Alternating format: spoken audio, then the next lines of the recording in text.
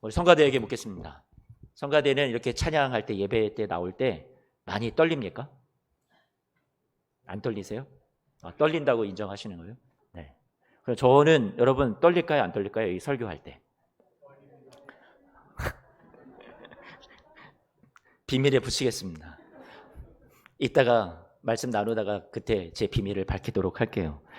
자, 왜 제가 이 얘기를 하냐면 여러분 어떤 연주를 하거나 이런 사람들도 연주를 앞두고 막 자주 화장실 가고 막 그러잖아요. 그렇죠? 그만큼 떨림이 있는 거죠. 근데 사도 바울은 여러분 자신에게 주어진 하나님의 일을 감당할 때 떨었을까요? 안 떨었을까요? 복음을 전할 때 지금 우리 고린도전서 말씀을 지금 나누고 있잖아요. 고린도에 가서 목회할 때 사도 바울은 떨었을까요? 안 떨었을까요? 안 떨었어요? 잠깐 이러면 안 되는데. 자, 떨었다라고 한번 생각을 여러분들에게 말씀을 드리고 시작을 해야 될 것 같습니다. 자, 사도 바울이 지금 고린도라는 도시를 오기까지 어떤 곳을 다녔는지를 성경을 추적을 해보면 나오죠. 일단 2차 선교 여행 때 고린도에 들리게 됩니다. 그래서 거기서 목회를 하고 고린도 교회를 세워지게 되죠. 교회가 세워지게 되죠. 사도 바울이 2차 전도 여행 때 떠났던 곳은 처음에 마게도냐 지역이라는 곳에 빌립보 도시에 들어갑니다. 여러분 빌립보 도시에 들어갔을 때 여러분 아세요? 귀신 들렸던 한 여자아이를 그 귀신 들린 곳에서 고쳐주죠. 해방시켜주죠. 그랬더니 그 종으로 삼았던 그 여자아이의 주인이 있었어요. 근데 이 주인은 이 여자아이로 하여금 귀신 들렸으니까 점을 쳐주면서 돈벌이를 하게 되었던 거였거든요. 근데 얼마나 괘씸해요. 자기의 어떤 이 수입의 근원을 다 없애게 만들어 버렸으니 이 주인이 고소해가지고 바울도 신라도 동역자였던 신라도 빌립보 감옥에 매맞고 갇혀지게 되죠. 그렇죠? 근데 그 한밤중에 그 감옥에서 찬송하고 하나님 앞에 나아가다가 옥문이 열리고 그 간수의 가정을 다 구원하게 되고 빌립보 교회가 세워지고 이런 얘기들은 여러분들이 성경을 또 많이 들어오셨던 분들이라면 잘 아실 거란 말이에요. 그렇죠? 그리고 풀려났어요. 이제 이 빌립보 지역에서 나와서 빌립보 교회가 또 세워지고 그 다음에 갔던 곳이 데살로니가였는데 그 데살로니가라는 곳을 갔었을 때는 또 거기에서 바울을 또 반대하는 사람들이 막 포악한 사람들을 동원해가지고 폭력을 막 일삼으려고 합니다. 그래서 거기에서 또 몰아냈어요. 쫓겨났어요. 그래서 또다시 밀려나서 갔던 곳이 베레아라는 그런 도시였어요. 자, 그 베레아라는 곳에서 거기서도 또 복음을 전하는데 그 폭력을 일삼았었던 그 사람들이요 여기까지 베레아까지도 또 쫓아옵니다.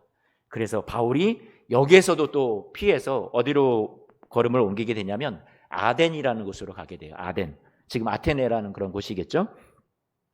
자, 매맞음과 조롱과 비난과 정처 없이 쫓겨나는 그런 신세였단 말이에요. 가는 데마다 내가 하나님의 일을 감당하는데 환대받고 좋은 음식으로 대접받고 편안한 그런 잠자리를 제공받아도 이 선교 여행이라는 것 자체가 만만치 않은데요.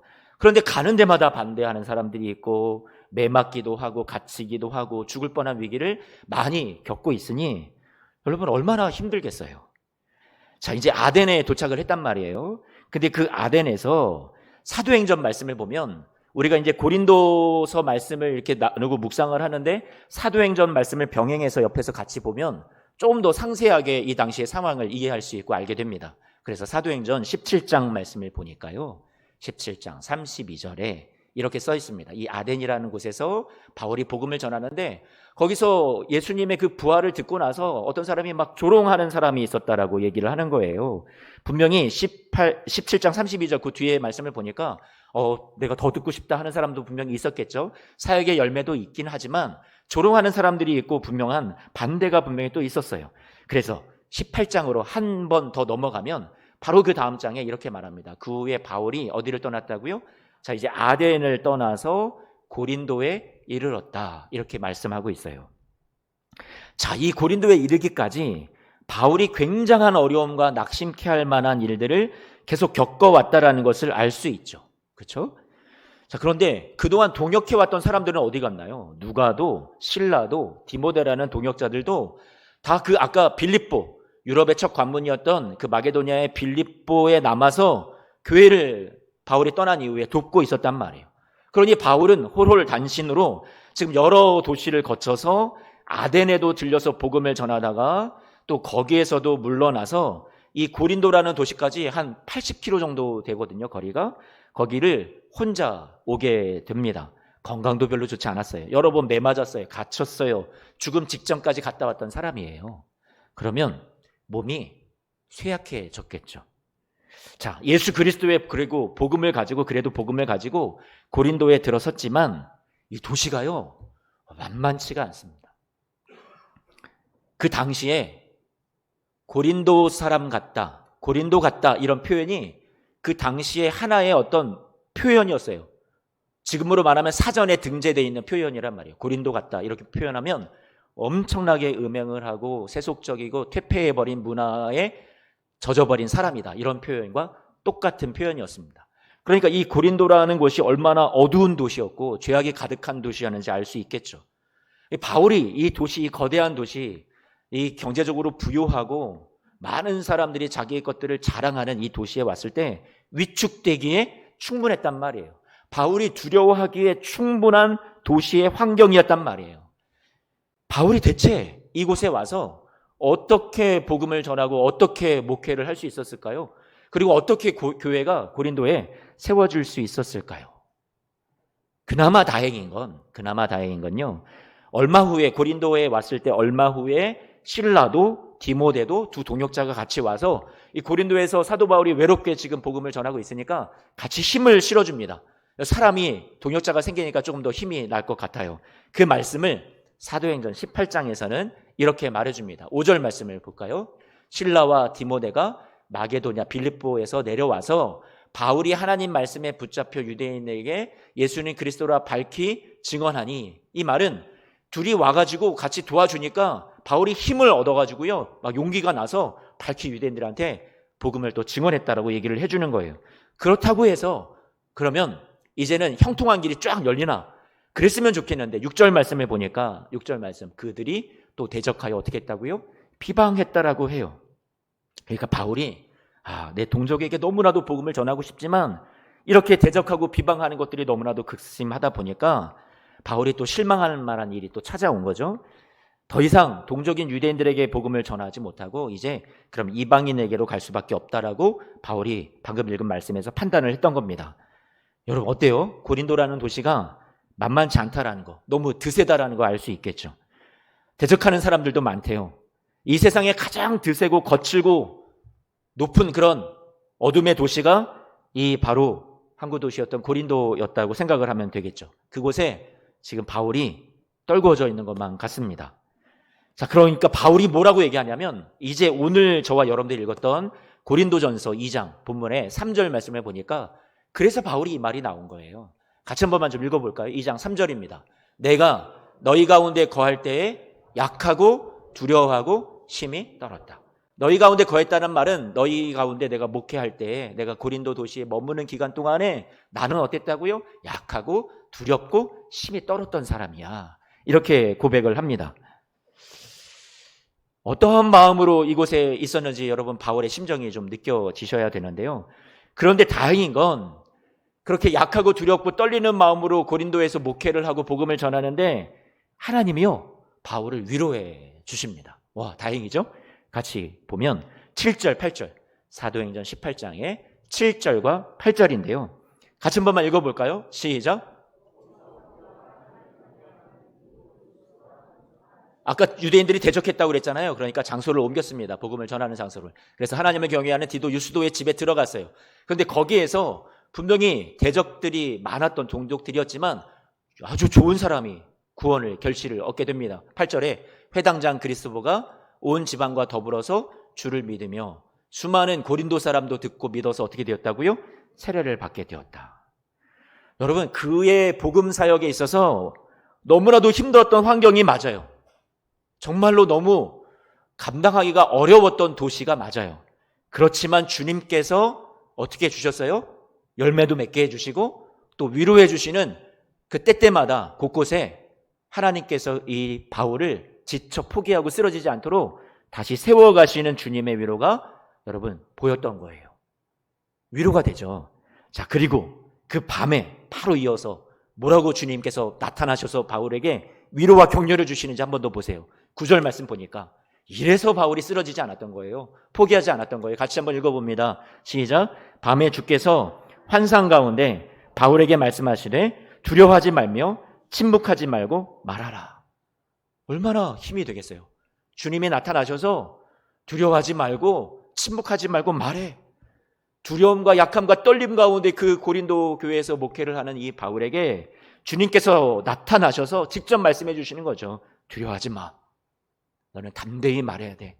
침묵하지 않아도 돼. 10절 말씀도 같이 한번 읽어봅니다. 함께 읽어볼까요? 시작. 내가 너와 함께 있음에 어떤 사람도 너를 대적하여 해롭게 할 자가 없을 것이니 이는 이 성 중에 내 백성이 많음이라. 두려워하던 바울을 하나님이 격려하십니다. 이 말은 지금은 보이지 않지만 바울아, 내 눈에는 이 도시가 말이야 소망이 보인다. 내 눈에는 너에게 줄 열매들이 많이 지금 이곳에 보인다. 내가 이곳에서 지금 이미 너와 함께하고 일하고 있어. 이곳에서 내가 하나님의 사람들 결실을 붙여줄게. 동역자를 붙여줄게. 그러니 포기하지 마. 두려워서 약해서 너 여기에서 실패했다고 생각하지 마. 너가 나를 끝까지 신뢰하고 의지할 수 있도록 내가 같이 할게. 하나님이 이 고린도에서 그 열악한 환경 속에서 만만치 않은 세상의 물결 속에서 바울을요 막 지금 세워주고 있단 말이에요. 이 하나님이요 지금 세상의 물결 앞에, 여러분의 만만치 않은 이 세상의 현실 앞에 여러분을 어떻게 위로하실까요? 내가 너와 함께 할 거야. 두려워하지 마. 내가 널 도와줄게. 여러분의 환경 속에도 주님께서 오늘도 말씀해 주실 거라는 말이죠. 반대에 부딪히고 자기가 원했던 그림을 그렸던 대로 이루어지지 않고 도망가 버리고 싶은, 포기하고 싶은 그런 충동을 많이 저는 바울이요 경험했을 거라고 생각이 돼요. 뭐 바울은 뭐 철인이어서 저희보다 대단한 믿음의 영웅이어서 이 모든 것을 그냥 다 쉽게 이겼을까요? 아니요, 그렇게 생각하지 않아요. 낙심될 만한 상황이 있었어요. 오늘도 바울이 아까 읽었던 2장 3절 말씀에 내가 약하고 두려워하고 떨었다라고 말씀하고 있잖아요. 그런데 하나님이 내가 너와 함께 한다라는 그 약속 때문에 바울은 오늘도 그래도 한 번 더 이겨내고 내일도 한 번 더 주님을 바라보면서 소망하면서 이겨내고 그 걸음을 계속 걸었던 거죠. 그래서요 바울이요 이 고린도라는 도시에서 잘 버티고 감당하면서 그의 선교 여행 중에 가장 오랜 기간 1년 6개월을 2차 전도 여행 중에 머물게 됩니다. 이 고린도에서요. 그래서 그 고린도에서 절망과 어려운 환경을 물리치고 하나님의 말씀을 고린도의 사람들에게 전했죠. 연약했다고 했어요. 한계에 부딪혔어요. 두려웠어요. 떨렸어요. 그러나 그래서 바울은요. 누구를 의지했을까요? 하나님을 의지할 수밖에 없었어요. 거기로 이어지는 거죠. 저와 여러분들의 환경이나 상황이 어려워서 우리는 실패로 연결되면 안 되는 거죠. 오늘 바울처럼 하나님에게로 연결돼야 되는 거예요. 포기가 아니라, 좌절이 아니라. 그래서 바울이요 이렇게 말하죠. 2장 1절입니다. 2장 1절 오늘 본문이죠. 같이 한 번만 읽어봐요. 시작. 형제들아 내가 너희에게 나아가 하나님의 증거를 전할 때에 말과 지혜의 아름다운 것으로 아니하였다. 그러니까 바울이요 내가 고린도에서 하나님의 일을 했던 것은 내 능력, 내 지혜로 한 것이 아니다. 그걸로 했으면 나는 아무것도 할 수 없었을 거다. 하나님 때문에 가능했다. 지금 이 얘기를 하는 거예요. 2장 1절 말씀 그대로 띄워주시면 여기 보니까 중간에 하나님의 뭐라고요? 뭘 전했다고 얘기하고 있어요? 증거를 전했다라고 얘기하고 있어요. 우리 보는 성경에 하나님의 증거라고 표현되어 있잖아요. 근데 이제 성경이 여러분 지금 이제 원본은 사라지고 다 사본, 그 사본을 다 모아서 가장 이게 원본에 가깝다라고 해서 다 조합시켜 놓은 것이 지금 우리가 보는 성경이란 말이죠. 근데 어떤 사본에는 하나님의 증거 이렇게 표현하고 있어요. 그러니까 마르투리온이라는 그런 단어를 원문에 쓰고 있는데 어떤 사본에 하나님의 증거 마르투리온. 근데 또 다른 사본에는 뭐라고 되어 있냐면 하나님의 신비, 그래서 미스테리온. 여러분 미스테리 하면 막 신비하고 뭐 비밀 같고 이런 걸 말하는 거잖아요. 이거 헬라어 원문에 어떤 사본에는 하나님의 신비, 그래서 미스테리온이라는 단어를 쓰고 있어요. 요즘에 학자들은요 이 미스테리온이라고 이것을 받아들이고 이 사본으로 가는 게 더 이 지금 고린도 교회의 상황과 너무나도 잘 맞는다라고 얘기를 하고 있어요. 그러니까 지금 우리가 보는 이 번역보다 하나님의 증거라는 번역보다 하나님의 비밀이라는 번역이 더 옳게 보인다라고 지금은 그렇게 다 고치기를 원하는 추세에 있단 말이에요. 그러면 하나님의 비밀을 전하였다 얘기하는 이 바울은 지금 어떤 거를 얘기하는 걸까요? 하나님의 비밀이 뭐예요? 신비해 보이는 것. 하나님이 이 세상을 구원하시는 그 방법이 신비하다는 거예요. 그게 복음이었다는 거예요. 바울은 아무리 생각해도 어떻게 하나님이 이 방법으로 우리를 구원하실까? 예수님이 십자가에서 우리를 대신해서 모든 죄를 지시고 대신 죽어주시는 것, 이 십자가의 방법이 우리를 다 살리고 많은 사람들을 구원하는 열매를 맺게 되었다라는 거죠. 이해할 수가 없어요. 세상의 가치에는 저주받은 사람이에요. 십자가에 매달린 죄수에 불과해요. 연약해요. 패배해 보인 거예요. 그런데요, 그게 하나님의 비밀이라는 거예요. 사람의 능력으로, 인간의 힘으로 감당할 수 있었던 것이 아니라 예수님이 자신을 다 비우시고 하나님과 동등됨을 취할 것을 여기지 아니하시고 자신을 스스로 아무것도 아닌 자가 되셔서 이 세상에 오셔서 우리를 위해서 대신 죽어주신 그 길이, 십자가를 지신 것이 세상의 방법으로 볼 때는 미련해 보이는 건데 그게요, 우리를 구원하신 방법이었다는 거죠. 이게 신비예요. 이게 미스테리예요. 이게 비밀이었어요. 하나님이 일하시는 방법, 비밀이었어요. 바울이요, 이전에 자기가 가졌던 대단한 학문과 지식을 가지고 자신이 남들보다 더 많이 안다라고 해서 그것을 자랑하면서 그것을 내세우면서 자신의 능력을 가지고 복음을 전했다면 아마 바울도 실패했을 거예요. 그런데 바울이요, 이 고린도에서 하나님의 비밀을 알았어요. 그래서 자신을 다 비웠어요. 내 능력, 내 힘 자랑하지 않겠습니다 하고 철저하게 예수님이 십자가 지시고 아무것도 아닌 것 같지만 희생하셨지만, 고난의 길을 가셨지만 그 걸음을 통해서, 그 희생을 통해서, 그 섬김을 통해서 많은 사람들을 구원하는 놀라운 생명의 역사와 결과가 이루어졌듯이, 열매가 맺혀졌듯이 바울도 하나님, 내가 하는 것 아니라는 거, 내 능력 아니라는 걸 알겠습니다. 저에게도 예수님의 그 놀라운 비밀, 십자가의 능력이 제게도 이루어져서 저도 이것을 가지고 복음을 전하게 해주세요. 그렇게 하나님 앞에 나아갔던 거죠.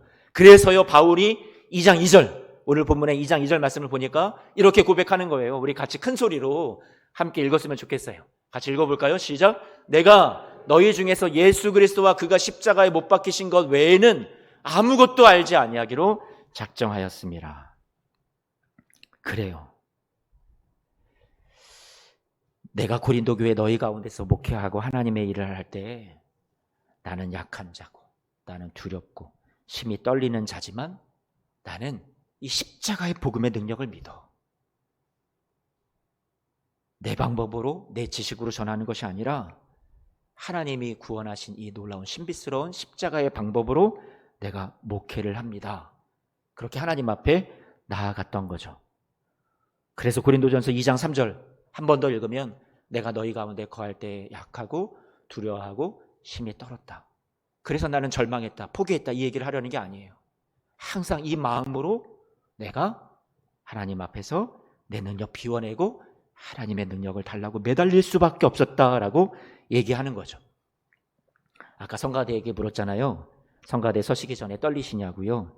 떨리신다라고 많이들 해주셨는데 저는 어떻다고 얘기했냐면 안 떨린다라고 그러셨던 분들도 계셔서 너무 저를 과대평가하신 거고요. 제가 지금 27년간 목회해오고 있어요. 설교를 처음 할 때 그게 설교인지 뭔지도 모르겠어요. 얼마나 말을 못하는지 막 떨리고 한 문장도 제대로 할 수가 없고, 제가 지금 저희 교회 전도사님들 이렇게 설교하는 걸 보면 어떻게 저렇게 잘하지? 그런 생각이 든다니까요. 저는요, 너무 말주변도 없고 제대로 설교도 할 줄도 모르는 사람이었으니까요. 제가요, 지금도 떨립니다. 설교할 때. 근데 저는 약간 장이요, 약해요. 이 과민성인 것 같아요, 과민성. 여러분, 그래서 저를 항상 찾으실 때가 많은데 제가 어디 가서 안 보이면 저는 화장실 가 있습니다. 설교를 앞두고 화장실을 많이 들락날락해요.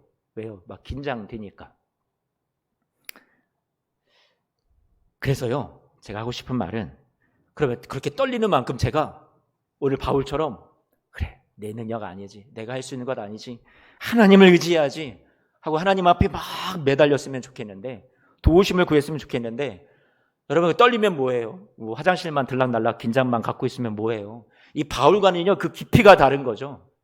바울은요, 내가 약하기 때문에, 떨리기 때문에, 여러분, 내가 두렵기 때문에 하나님의 능력만을 붙잡았다는 거죠.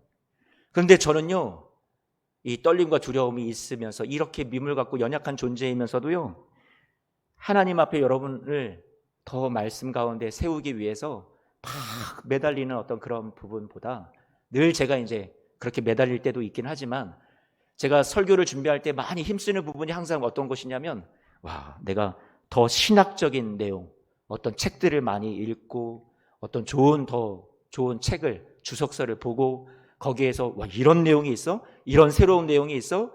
내가 이거 성도님들한테 이런 거 전해야지? 막 이런 것들에 더 초점이 돌아가는 저희 못남이 제 안에 분명히 있다라는 말씀을 좀 드리고 싶어요. 어떤 때는 더 많이 학적으로 연구하지 못했어요. 말도 다 매끄럽게 표현하지 못했어요. 그런데 그날따라 하나님이 저에게 너는 할 수 없다라는 것을 많이 크게 부어주실 때 제가 하나님 앞에 어떻게 할까요? 더 매달리게 되겠죠. 더 기도하게 되겠죠. 그러면 성도님들이 그날따라 그렇게 더 하나님의 말씀이 여러분 안에 막 이렇게 받아지고 들어가는 것이 제게 느껴질 때가 있어요. 근데 제가요, 막 제 지식을 자랑하고 제가 막 더 많은 어떤 학적인 것을 준비해서 여러분 앞에 설교를 할 때 보면 이게 아니구나. 사람의 방법, 사람의 생각, 이게 절대로 열매 맺을 수 없구나라는 것을 느낄 때가 너무 많이 있단 말이에요. 바울이 철저하게 하나님 앞에 의지했어요. 그래서 2장 4절, 5절 같이 한번만 읽어봐요. 시작. 내 말과 내 전도함이 설득력 있는 지혜의 말로 하지 아니하고 다만 성령의 나타나심과 능력으로 하여 너희 믿음이 사람의 지혜에 있지 아니하고 다만 하나님의 능력에 있게 하였노라. 아멘. 나는 사람의 지혜, 내 설득력 있는 말, 논리 가지고 복음을 전하지 않아. 그런 내가 너희를 권면하는데 너희의 믿음도 사람의 지혜와 사람의 능력에 있지 않아. 여러분의 신앙생활도 우리가 세상을 살아가는 것도 우리의 힘과 우리의 능력이 아니라고. 제발 우리의 힘을 다 빼고 우리의 능력을 의지하지 말고 여러분 하나님의 능력과 하나님의 지혜를 구하라고 바울이 그런 삶을 살라고 고린도 교회의 성도들에게 호소하고 있는 거죠. 그러면 여러분에게 묻겠습니다. 왜 바울이 지금 이런 얘기를 하고 있는 걸까요? 어떤 목적이 있어서요? 고린도 교회 성도들이 어떤 교인들이 되었으면 좋겠어서 바울이 지금 이런 얘기를 하는 거예요? 우리가 지금 깊이 들어와서 나뭇잎을 보고 있어요. 어떤 숲에 들어와서 나무 하나를 보고 있어요. 근데 이제 다시 올라가요. 좀 높이 올라가서 숲을 봐야죠. 어떤 흐름 속에서 고린도 전서라는 큰 이 성경 전체 흐름 속에서 지금 바울이 나는 약하고 두렵고 떨리는 사람인데 내가 하나님의 능력을 의지해, 이 얘기를 지금 고린도 교회 성도들한테 왜 하고 있냐라는 거예요. 왜요? 고린도 교회 성도들이요 다 자기 잘난 맛에 살았거든요.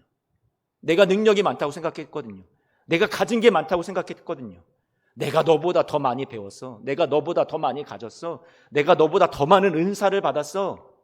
아이고 너는 그거밖에 없어? 넌 하나님의 복을 받지 못한 거야. 비교하고요, 경쟁하고요, 자기가 우위에 있다고 생각을 했었던 사람들. 그러니 그 안에 하나님이 역사하실 공간이 없어요. 하나님이 머무실 공간이 없어요. 그러니 너무나도 바울이 안타깝죠. 그래서 이들이 어떻게 했어요? 분쟁했어요. 싸웠어요. 내가 더 높다고, 내가 더 잘났다고. 그러니까 사도 바울이 1장부터 4장까지 이 교회가 분쟁하고 서로 다투고 대립하고 있으니, 교만하여 하나님을 의지하지 않고 있으니 바울이 그것에 대한 해결책으로 지금 이 이야기를 하고 있는 거예요. 우리는 내가 너희 고린도 교회에 가서 어떻게 목회했는지 잘 들었으면 좋겠어. 나는 약하고 나는 떨리고 나는 두려움이 가득했던 사람이야. 그런데 어떻게 이런 열매를 맺을 수 있었는지 알아? 하나님의 능력 때문이었어. 내가 아니었어. 내 자랑, 내 학식, 내 지혜, 내 능력 내가 다 포기해서 다 내려놨어. 예수 그리스도의 십자가밖에 없었어. 그것이 신비야. 그것이 능력이야. 그래서 바울이요 그 얘기를 지금 하고 있는 거예요. 십자가의 복음만이 끊어졌던 관계를 연결시킬 수 있고 무너졌던 것을 복원시키고 잃어버렸던 신앙을 회복시킬 수 있다고요. 이 교회의 문제는, 고린도 교회의 지금의 이 문제는 삶에서 그들의 기쁨이 없고 열매가 맺혀지지 않고 교회가 하나 되지 못하는 근본적인 문제는 다 저마다 자신의 지혜, 육신의 생각만 가득해서 십자가, 자신을 비우는 하나님의 능력의 복음의 신비를 자신의 삶으로 받아들이지 않는 데 있다라고 얘기하는 거죠. 바울이 그만하지 말라고. 우리는 미물 같고 죄인 중에 괴수 같은 연약하고 두렵고 떨리는 자들이라고. 이런 우리를 사랑해 주셔서 구원해 주신 하나님 앞에 다 비우고 이제는 하나님을 의지하라고 얘기해 주고 있어요. 2장 9절 말씀 같이 한 번만 읽어봅니다. 고린도전서 2장 9절 같이 한번 읽어볼까요? 시작. 기록된 바 위하여 예비해야 하신 모든 것은 눈으로 보지 못하고 귀로 듣지 못하고 사람의 마음으로 생각하지도 못하였다. 고린도 교회 교인들이 보지 못해요. 귀가 있어도 듣지 못해요. 생각도 하지 못하는 게 있었다라는 거예요. 뭘요? 하나님이 자기를 사랑하는 자들을 위해서 예비하신, 고린도 교회 성도들을 위해서 예비해 두신 것이 있는데, 이들이 세상이 말하는 가치와 기준으로 능력을 자랑할 줄만 알았지 우리 안에 이미 주신 십자가의 능력을 잘 몰랐던 거예요. 세상에서 가진 능력이 별로 없어도 우리의 약함을 인정하고 십자가의 그 복음의 신비를 따를 때, 주님의 도우심과 성령의 능력을 의지할 때 주어지는 그 삶의 기쁨과 평강을, 그 참된 세상을 이길 수 있는 그 놀라운 영적인 가치를 발견하지 못했던 거예요. 우리를 사랑하셔서 예비하시고 앞으로도 우리에게 주고 싶으신 게 얼마나 많은데, 이들이여 자신의 힘을 빼지 않고 내 능력을 내려놓지 못하니 움켜진 것이 너무나도 많으니 보지 못하고 듣지 못하고 생각하지도 못했던 거예요. 그래서 바울이 그것을 지금 가르쳐주고 싶어 하죠. 세상적 가치가 고린도 교회 안에 들어와서 그들은 자꾸 경쟁하고 비교합니다. 하나님, 나에게 저 사람보다 저 사람에게 없는 거 더 좋은 거 주셔서 감사합니다. 하나님, 왜 나는 저 사람에게 있는 거 이거 주시지 않았어요? 고린도 교회 성도들이 깨닫지 못했던 것은 그거예요. 성도의 삶이 얼마나 귀한 삶인가를. 병들어 약하고 가난하여 가진 것 없고 지식이 부족하면 하나님의 일을 할 수 없다고 생각했었을 거예요. 아니요. 우리가 성도로 부르심을 받았다는 것은요, 세상이 주는 것으로 여러분의 가치를 평가할 수 없어요. 여러분의 성공을 세상의 기준으로 여러분 그렇게 바라볼 수 없어요. 세상이 흉내낼 수도 없어요. 뺏을 수도 없어요. 비교복조차 불가한 대상이에요. 여러분이요, 예수 안에서 여러분이 얼마나 존귀하기에 주님께서 여러분을 생명을 다 내어주시고 구원해 주셨냐고요. 우리는 예수 안에서 구원의 영광과 여러분 하나님 나라를 이미 유업으로 받은 자들이에요. 세상을 이길 특권을 우리는 이미 가진 사람들이라는 말이에요. 바울처럼 우리가 우리 자신의 연약함을 인정하고 낮아지는 자리가요, 여러분의 출발선이에요. 신앙의 출발선이에요.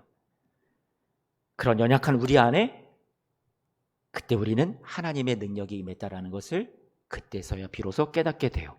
아, 내가 예수 그리스도가 있는 거구나.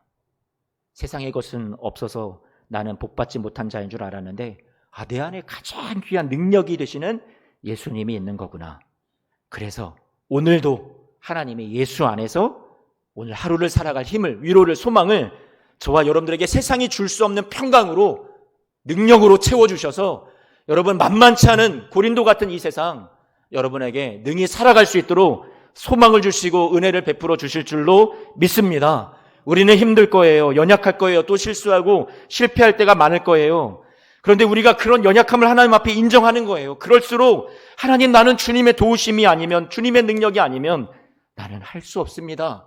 더욱더 주님 앞에 의지하시며 나아가십시오. 여러분의 개인의 삶에요, 여러분의 가정에서요, 여러분이 속한 교회 공동체에서, 여러분의 일터에서 쓸모없는 나지만 하나님, 이런 나, 하나님 세상에 보기에 여러 가지 하나님 평가를, 그들이 나를 절하하고 떨어뜨리고 있지만 하나님이 이런 나를 귀하다 여겨주시고, 이런 내 안에, 연약한 내 안에 하나님이 능력으로 임하셔서 예수 그리스도를 통해서 나를 살리시고 나를 주님께서 통해 구원의 통로로, 축복의 통로로 쓰시기를 원하시니, 나 같은 자 통해서 영광 받기를 원하시니, 가치 있게 써주시기를 원하시는 하나님 앞에, 하나님, 제가 일어서겠습니다. 그렇게 주님 앞에 나아가시는 우리 성도님들이 되시기를 축복합니다. 허드슨 테일러가 이 얘기를 했어요. 한 번만 좀 구문을 좀 띄워줘 보세요. 같이 한 번만 읽어보겠습니다. 시작. 모든 하나님의 거인들은 약한 사람들이었다. 선교사 허드슨 테일러가 이런 좋은 말을 남겼어요. 모든 하나님의 거인들은 약한 사람들이었다. 오늘 말씀의 제목입니다. 약한 하나님의 거인. 바울이 바로 약하지만 강한 하나님의 거인이 될 수 있었어요. 왜요? 하나님의 능력을 힘입어서. 고린도 교회도 약하지만 하나님의 거인이 되기를. 예수소망교회도 약하지만 하나님의 여러분 한 분 한 분 모든 교회 여러분들이 거인이 되시기를 주님이 소망하셔서 이 말씀을 오늘 저와 여러분들에게 주십니다. 우리 사랑하는 성도 여러분, 내 능력이 얼마나 있느냐가 중요한 게 아니라요, 우리에게 하나님의 능력이 나타날 수 있도록 여러분들이 주님 앞에 자신을 온전히 내어주실 수 있는 성도님들이 되시기를 부탁을 드립니다. 이 설교는 저에게 하는 설교예요. 저의 목회 사역에 있어서 성령의 나타남, 하나님의 능력을 더 힘입어서 나아가도록 지혜, 세상의 방법, 저의 어떤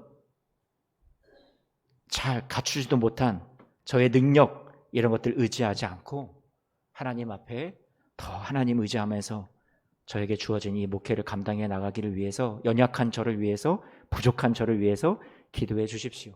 저에게 모든 사역자들 또 하나님께서 주시는 하나님의 능력으로 잘 감당해서 다음 세대를 살리고 우리 교회 같이 살려나갈 수 있는 사역자들 되기를 위해서 기도해 주십시오. 여러분은 어떻습니까? 여러분의 사역의 현장에, 여러분의 신앙생활의 현장에 여러분도 오늘 바울처럼 심히 떨고 두렵고 하나님 앞에서 연약하다라고 고백하는 저와 여러분들의 모습이 있습니까? 내 것으로 내 능력으로 안 된다라고 몸부림치면서 하나님 도와달라고 나는 아무것도 아니라고 겸손히 주님 앞에 나와서 주님의 은혜를 구하셨던 적이 있습니까? 오늘 그런 적이 없으시다면 오늘 이 말씀을 통해서 주님 앞에 더 가까이 나아가 주의 은혜와 주의 능력을 구하여서 세상을 이겨나가시는 우리 사랑하는 성도님들 되셔서 여러분의 개인의 가정의 교회 공동체의 풍성한 열매가 맺혀지게 되시는 우리 모든 성도님들 되시기를 축복합니다. 아멘. 일어나셔서